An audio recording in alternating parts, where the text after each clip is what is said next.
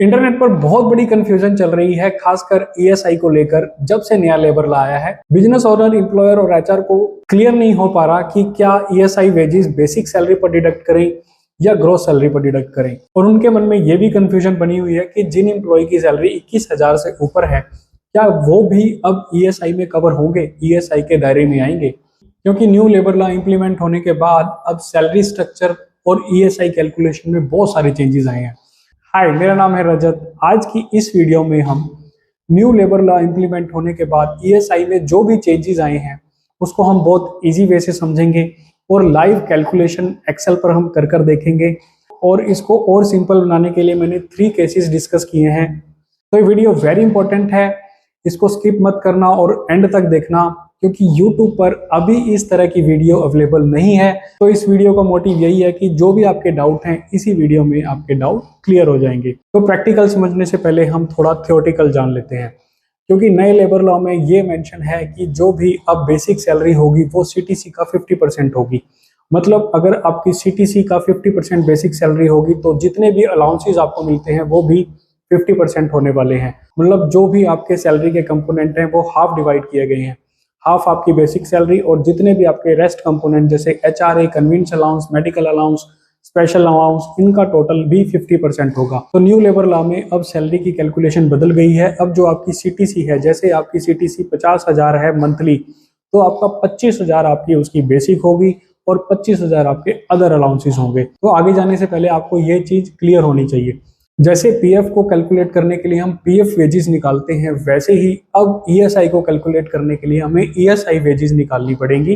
पहले हम ईएसआई की कैलकुलेशन ग्रॉस वेजेस पर करते थे, बट अब न्यू लेबर लॉ के अकॉर्डिंग ईएसआई की कैलकुलेशन ईएसआई वेजेस के ऊपर होगी। अब ईएसआई वेजेस में क्या क्या कंपोनेंट आते हैं? Basic plus DA plus retaining allowance plus excess allowance. तो हम डिटेल से समझेंगे क्या रिटेनिंग अलाउंस होते हैं, क्या एक्सेस अलाउंस होते हैं, क्या बेसिक डीए होती है। बेसिकली जो प्राइवेट एम्प्लॉय का जो सीटीसी पैटर्न होता है उसमें डीए नहीं होता। डीए का पैटर्न गवर्नमेंट एम्प्लॉयज या गवर्नमेंट ऑर्गेनाइजेशन में ज्यादा होता है। तो बेसिकली यहाँ पर हम बेसिक ही कंसीडर करेंगे, क्योंकि हम प्राइवेट कंपनी की बात कर रहे हैं, प्राइवेट एम्प्लॉयज की बात कर रहे हैं। तो यहाँ पर हम बेसिक कंसीडर करेंगे। Basic plus retaining allowance plus excess allowance. अब इसमें रिटेनिंग अलाउंस क्या होते हैं? रिटेनिंग अलाउंस क्या होता है? कुछ ऐसी फैक्ट्रीज होती हैं जहां पर सीजनली काम होता है, तो सीजन में काम करवाने के लिए उनको अपने एम्प्लॉय को रिटेन करके रखना पड़ता है। तो उनको रिटेन करने के लिए कंपनी को 50% ऑफ द सैलरी उनको देनी पड़ती है। तो जो भी उनको 50% सैलरी देते हैं वो उनके बेसिक में ऐड होकर तो उनका बेसिक प्लस रिटेनिंग अलाउंस बन जाता है। उस पर ही ईएसआई कैलकुलेट होता है। जनरली जो प्राइवेट कंपनीज होती हैं, जो कॉर्पोरेट सेक्टर होता है, वहां पर रिटेनिंग अलाउंस नहीं होता, वहां पर इस तरह का कोई सीजनल काम नहीं होता। बट जिस फैक्ट्रीज में सीजनल काम होता है वहां पर रिटेनिंग अलाउंस उनको दिया जाता है। एक्सेस अलाउंस का क्या मतलब है? एक्सेस अलाउंस ये कहता है कि अभी भी कुछ ऐसी कंपनीज हैं जो बेसिक को कम रखती हैं सीटीसी के 50% से और अदर अलाउंसेस को ज्यादा रखती हैं। मतलब बेसिक उन्होंने रखा 30% और 70% रखा अदर अलाउंसेस।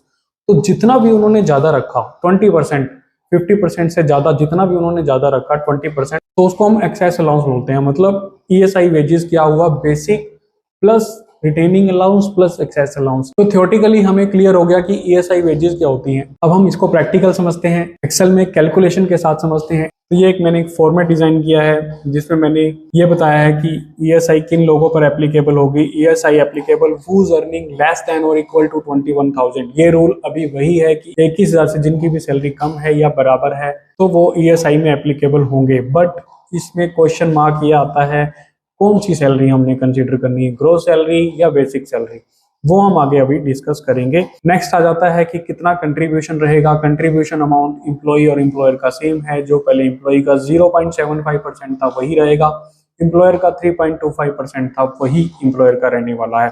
तो यहाँ पर मैंने 3 केसेस इसलिए डिस्कस किए हैं। एम्प्लॉय ए से तो क्लियर है कि इसकी सैलरी 20,000 है, ये ईएसआई में एप्लीकेबल होगा। सेकेंड एम्प्लॉय आ जाता है एम्प्लॉय बी, जिसकी सैलरी 36,000 है।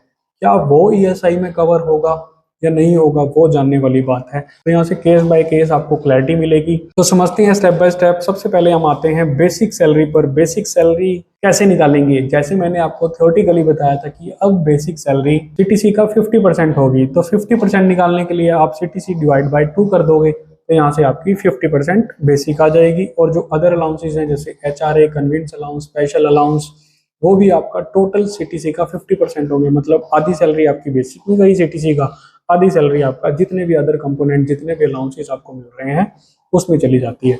तो हम सबसे पहले बेसिक निकाल लेंगे। बेसिक निकालने का फॉर्मूला क्या है, डिवाइड बाय 2 कर दो या इसको इंटू 50% कर दो, 0.5 भी लिख सकते हैं।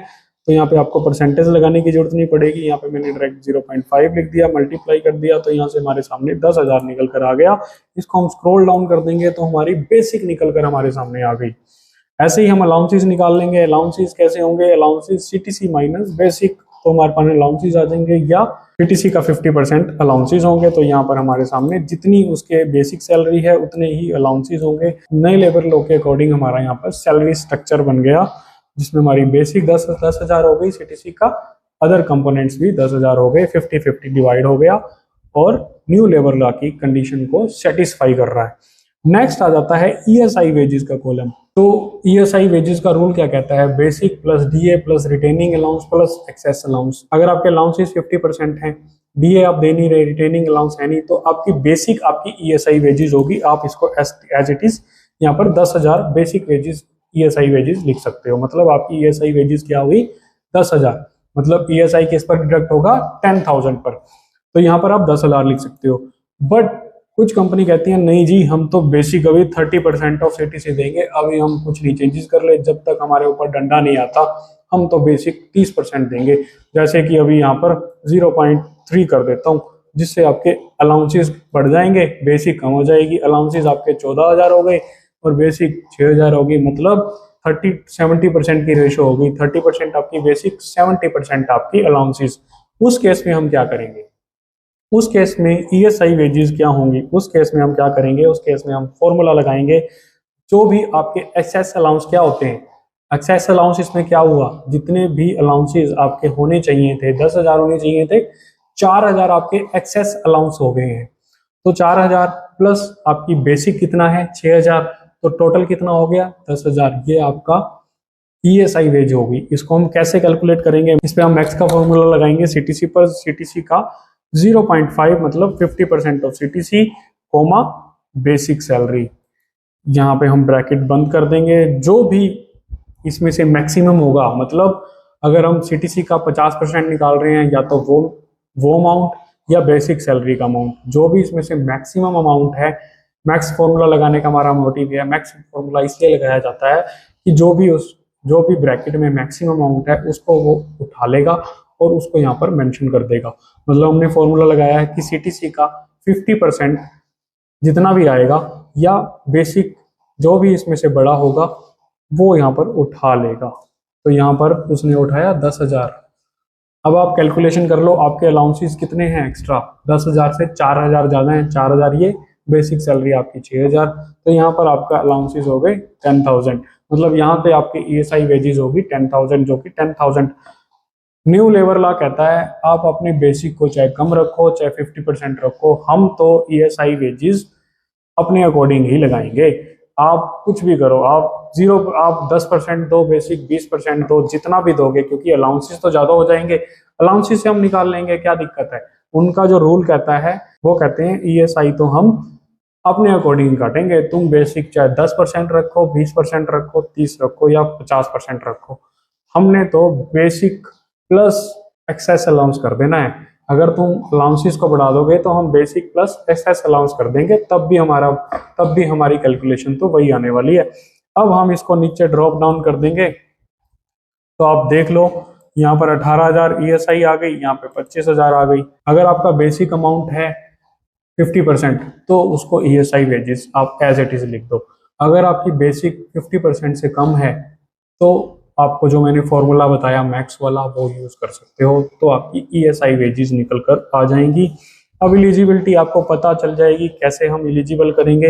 अब हम चेक करेंगे कि ESI में एलिजिबल कौन है, जिसकी सैलरी 20,000 है, 36,000 है, 50,000 है, क्या ये ESI में अभी एलिजिबल है। जिसकी सैलरी 36,000 है, क्या वो ESI में एलिजिबल है। यस, अभी हम चेक कर लेते हैं।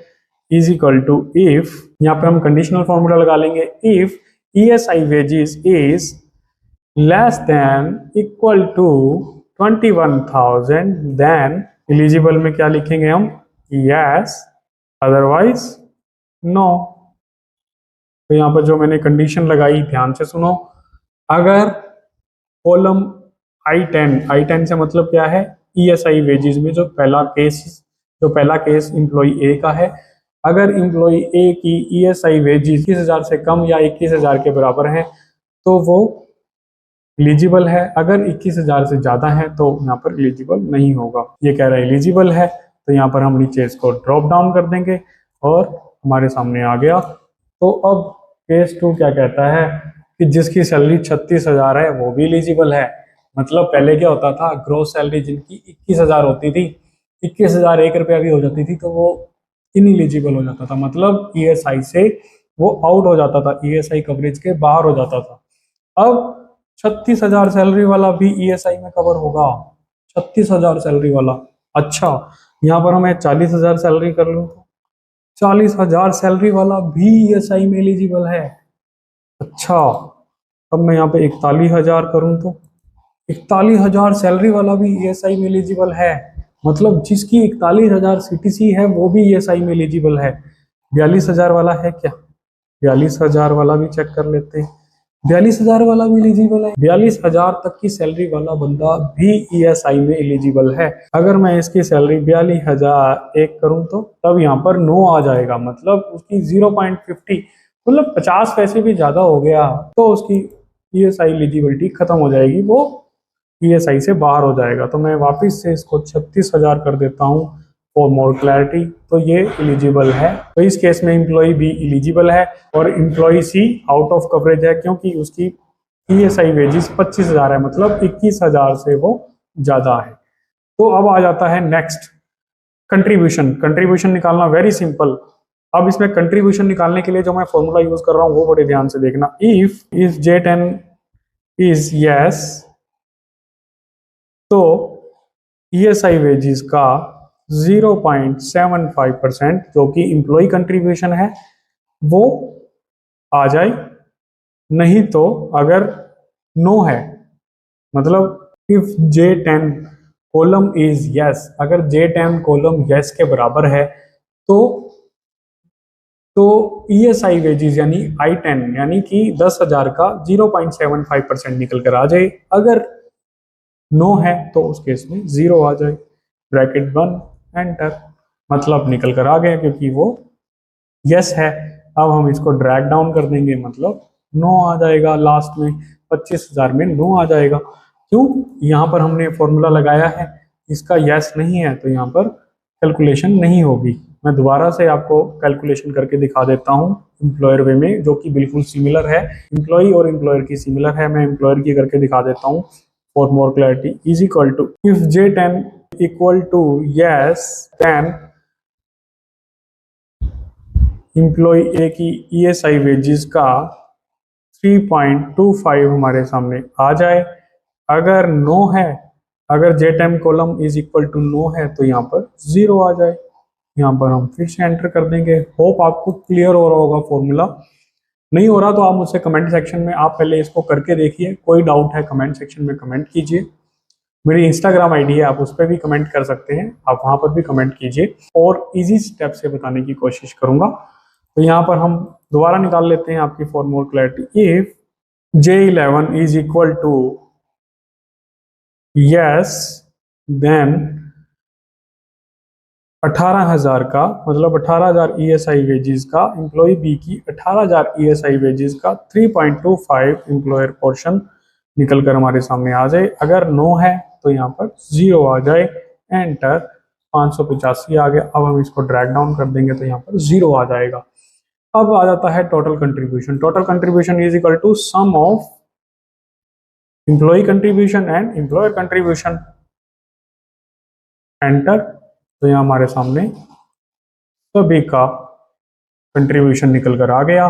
मैंने यहाँ पे केस 1 भी डिस्कस किया, केस 2 भी डिस्कस किया, केस 3 भी डिस्कस। तो मैंने यहाँ पे ये भी क्लैरिटी दे दी कि जिनकी सैलरी 42,000 है, 42,000 है, वो भी ESI में अब कवर होने वाले हैं, क्योंकि अब नया रूल आ गया है CTC का। बेसिक 50% है, 50% अगर किसी की सैलरी 42,000 है तो उसका 21,000 बनेगा। तो 21,000 तक जितने भी एम्प्लॉई हैं वो अब ESI में कवर होंगे।